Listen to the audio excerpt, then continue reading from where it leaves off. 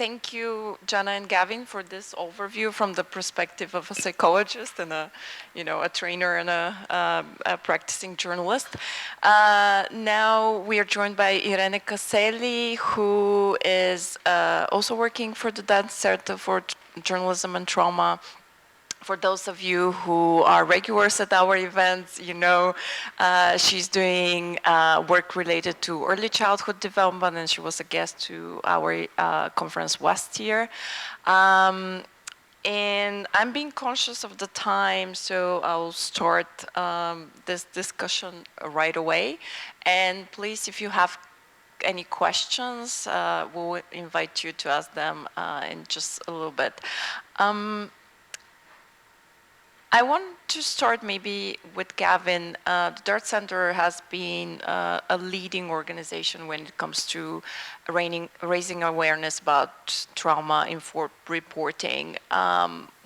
What's the biggest benefit journalists get when they attend your trainings, or why is it important to know about trauma? Part of it is craft skill. Okay. So actually, what kinds of questions are effective when you're interviewing survivors and victims of torture? What should you avoid? How do we think about developing listening skills? That's a big thing. I think journalists like to think they're really, really good at listening, but actually, a lot of the time when we think we're listening, we're busy concentrating on the next question in our heads, and we're not necessarily in deploying the kind of listening that really helps somebody feel stable. So the first thing is to be very clear about is journalists are not trauma clinicians, they're not psychologists, but there's an awful lot that we can learn from people like Jana about how to build stable, safer environments for challenging conversations. But also I think that the most important thing that we get perhaps from trauma training is the opportunity to connect with each other and the opportunity to kind of open up a continuing dialogue. So Jana has given this wonderful example from George Bonanno of flexible adaptive coping. And actually it's very important often that we admit that sometimes when we're interviewing victims and survivors, we get things wrong. Okay? We make mistakes, it goes wrong. That doesn't mean that we're bad people. It means that we need to think a bit more carefully about what we're going to do next time. And to kind of open that possibility of learning, and just kind of very quickly, because I don't want to hog the conversation, is that when we come together and discuss things, then what we're doing is we're affirming our solidarity, our social connection with each other, and we're also affirming our meaning. So why does this matter? Why is it important to get this right? Why are these stories so important for society? And what we know from the resilience literature that Jana can talk about, or has talked about, is actually meaning and connection are important for our own self-care as well. Thank you, Gavin. And usually when we talk about trauma, we think about conflicts and war, and we usually go to war correspondents. But for example, Irene, you've been reporting and specializing in covering vulnerable and marginalized community. So how does reporting on trauma, particularly on those groups, kind of change when journalists are more aware of the trauma impact and some of the practices Gavin just mentioned? Yeah, thank you, Boriana. I'll start, I guess, something that Gavin just said about the mistakes we make and how we learn from it. I'll start by telling you a story of how I've done something wrong as an example of how you can sort of change and then kind of start adapting. So I was in Lampedusa, this is several years ago, in the southernmost sort of tip of Italy, where a lot of migrants arrive by boat overnight. I was, also for context, I was a new mom. My 3-month-old Lorenzo was with me on this reporting trip, also with my partner who was taking care of him. But I was obviously very sensitive in that period. I hadn't realized I was. I was a freelancer, and I was working on covering new mothers and children that were arriving. And there was a lot of back and forth with the Italian government that didn't want to let one of the rescue ships dock. And eventually we heard, and Lampedusa is a small place, we heard that some people, the most vulnerable, had been allowed to dock. And I was walking around in the afternoon, just strolling Lorenzo to put him to sleep, and I noticed a group of women close to where we knew that there was an internet hotspot. And I approached them just more out of curiosity. I was, with a stroller with my son. And I noticed that they were speaking French, and I approached one woman, and it clicked. Oh, these are the people that have just docked from the Sea-Watch. And I started chatting to one woman in French. Her name was Mariam. It immediately turned out that she had just arrived. She came out to me saying that she was pregnant, recently pregnant. Now, I'm in this situation. I haven't said I'm a journalist. I'm literally just having a chat as if I'm, there with with my child, which is also true. Both things are true at the same time. And I start asking her, but where were you before? And she said, well, I was in Libya. And I was like, oh, were you by yourself? And at this point, I'm realizing she's pregnant out of rape, most likely. And all I know is that I froze, and I said, do you want to keep this pregnancy? And she was like, this is the most important thing to me. This child is the reason why I want to stay alive right now. And I say this, and at that moment, the only thing I could say is like, can you wait here for a second? And I ran to the pharmacy that was on that road, and I picked up 2 packs of prenatal vitamins. This is what my mind got me to do. And I went back, and I gave her these vitamins, and I said, just take this. This will be helpful for you and for your pregnancy. And I walked away. And as I walked away, I was like, oh my God, my editors have asked me to do an interview with someone who's just arrived from the Sea-Watch. This is one of the women. What am I doing? And I thought, I'm broken. I cannot do this thing of being a journalist. I cannot do this. Like this breaking news, I cannot do it. And so I forced myself to go back to her and say, look, actually, I am also a journalist. Can we talk a little bit about your story? And I tried to switch into another operating sort of thing. And I had just done my DART training, actually. I was there on a small grant that the DART Fellowship had given me to report on children. And one of the things that I managed to ask, and this is really from the DART training, was I've heard that in Libya, a lot of women suffer abuse, that they're abused. Is that something that you experienced? And she said, every woman in Libya is raped. Every woman. And to me, that was something that I would have not been able to ask, because I'm not a psychologist, I'm not trained in talking about these things, but that gave me a line to my story. Because yes, we're also journalists, and I needed those 250 euros for that story. And I did sell that story eventually. Did I do it right? There's a lot of things I didn't do right. But that one question I managed to get right, and she said what she could say. I think I got it right, I don't know. But anyways. Thank you, Irene, for sharing this experience. And yeah, oftentimes as reporters, we deal with sensitive and difficult subjects, obviously. And it's, as Gavin mentioned, it's important to listen as well. So I want to move to Jana. So what are some of the ways we can interview and ask questions without basically re-traumatizing the people we meet, the sources, the interviewees, and as Irene shared, there are usually difficult situations occurring even without us anticipating it. Thank you very much for this question, Boriana. Actually, that's something which Dart Center provides training in. We always somehow divide before interview what we should do and how we should do and what we should avoid. During interview, what should we do, how should we do, and what are things that we need to avoid, and afterwards, what are we doing? Yeah? In terms of interview, publishing, contact with client, following up, and in terms of self-care. So this is such a huge subject to speak about that I would kind of vulgarize if I directly answer this question. But I will just, from my professional lens, I will just mention that, for example, it's just one example, that's teaser for Gavin's tomorrow's training. I guess you will be speaking about crowds, yeah? We never ask, how are you doing question, or what do you feel?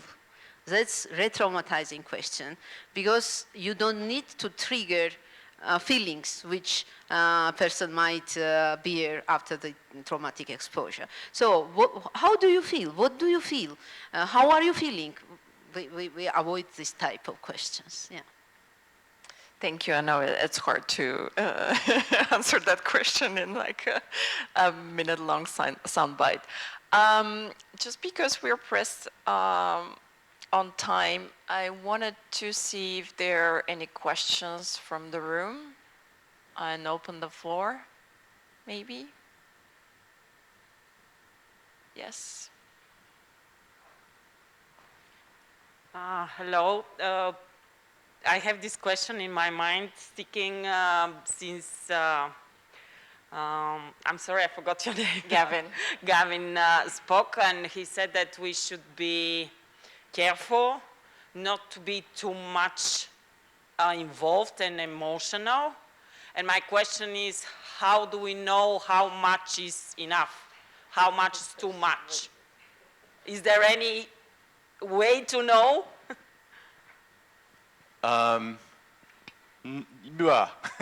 It's a good question. It's a great question. I mean, there's no I can't say that you should always be a 5.5 on the emotional hotness scale. It doesn't work like that. I think the way to look at it, and the capacity we need to develop, this is the way I look at it, thinking about difficult interviews, is that it's really important that we develop the muscle of empathy.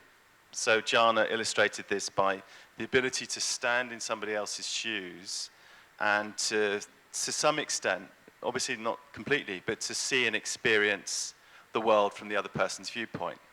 Of course, that's an illusion. We're not the other person, so it's not perfect. It's just the best we can do to try and understand what's going on. And because that muscle is a really important one to develop, we need to understand that in the human body, physical muscles have another muscle that opposes it.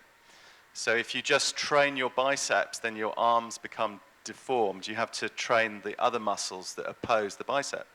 So if we're going to do empathy, we're going to do connection, we also have to train detachment. It's really important to remember this isn't my story, this is somebody else's story. I have lots of responsibilities. I have responsibilities for the audience, I have responsibilities to my newspaper, I have responsibilities to myself, I have responsibilities to other victims. So one of the things that's interesting in talking to colleagues who covered the conflict in Northern Ireland is that there'd often be a particular victim or survivor who'd become like the professional survivor, effectively. Every anniversary, they'd be the person who'd speak. But they'd have a particular perspective. And then other survivors and victims felt they weren't being listened to because they weren't given the opportunity to tell their story.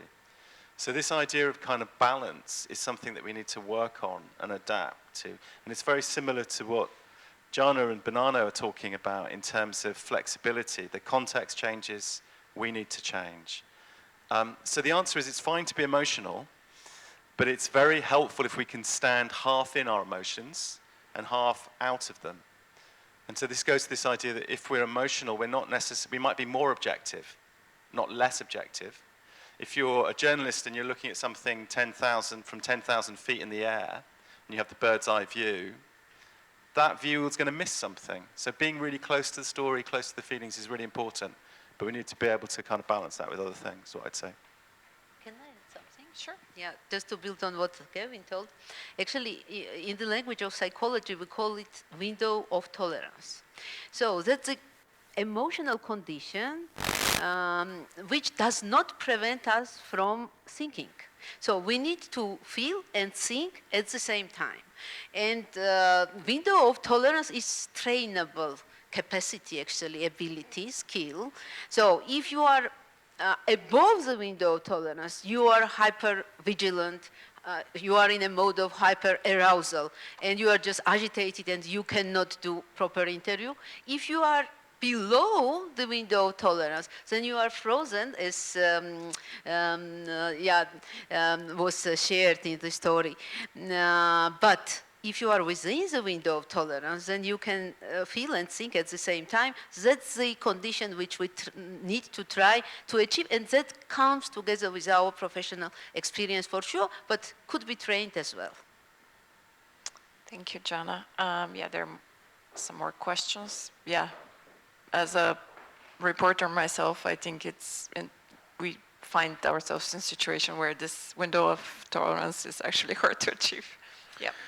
I was wondering about the no-no question, and my personal question is to Jana and Irene from a psychologist's point of view and from a journalist's point of view. Why do we so often hear that no-no question? How do you feel in a crisis situation? We very often hear it on the news, we read it on the paper, we see it on social media. Why do you think that's so often? Would you like to start? I mean, I think that there's a lot of constrictions of news, you know, like I used to be a breaking news reporter, and you need to respond quickly, and a lot of the time there's this sense of getting emotions, you know, very straight on the page. You know, you get children crying, you get someone crying, you get strong emotions in images, etc. Sometimes you ask, how do you feel? Because that's the only thing that you can do very quickly if you haven't been trained. And I don't think that's where it really gets you to a deeper, better story. Sometimes we don't have time to ask, to take time, you know, to go a little bit more deeply. I think one of the things that the sort of trauma-informed training has taught me personally is to, even if I'm going into a story for a very little time, to really prepare beforehand a lot more. To be like, okay, what are the things that I know are going to affect me? You know, if I'm going to be talking to pregnant women or women with children, you know, what is going to affect me? What are the questions that I can ask that are not necessarily going to be the easy, like, so how are you now? How does that make you feel? How does remembering that terrible thing that you just talked about make you feel now? Like, what are the other questions that you can ask? Well, how can you go around it? So I think there's a lot of constrictions that are valid, and there's a lot of training that we lack. You know, we're just thrown into a very hard job without necessarily having some of the basic skills, which is what trauma, you know, understanding trauma is one of the things that we should really understand more basically, because a lot of the work we do has to do with people that have gone through very difficult life conditions, and we talk to people and we talk about people for other people. So we really need to be able to get out of those emotions, even if a lot of media really like to keep putting them in the first page or, you know, as the main part of news. Yeah, I would be just very brief. I would say that in Georgian language, instead of salute or hello, we are asking, how do you feel? That's a common hello in Georgia. So I think that's most prevalent human question.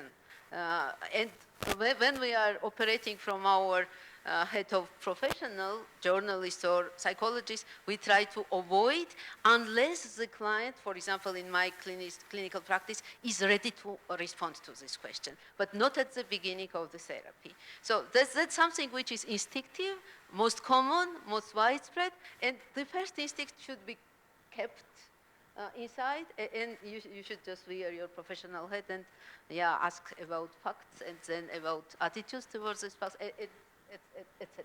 Can I just add a quick thing? It's also, I think, from an editorial viewpoint, it's often just laziness. You know, in other words, we know that the audience want to know how people feel, okay, because we're interested in how people are affected by things. And then it's just lazy to think that the best way of understanding people when they're in the middle of a crisis is to say, how do you feel? Which is likely to just kind of bring all the emotions up, rather than spending a little bit more time trying to understand what's going on. And then somebody's more likely to reveal in a deeper way what this means to them than if we ask the question in a extractive, give me a quick answer kind of fashion. I think it's often laziness, but anyway. Yeah, especially in a breaking news situation, basically that's the easiest thing to do.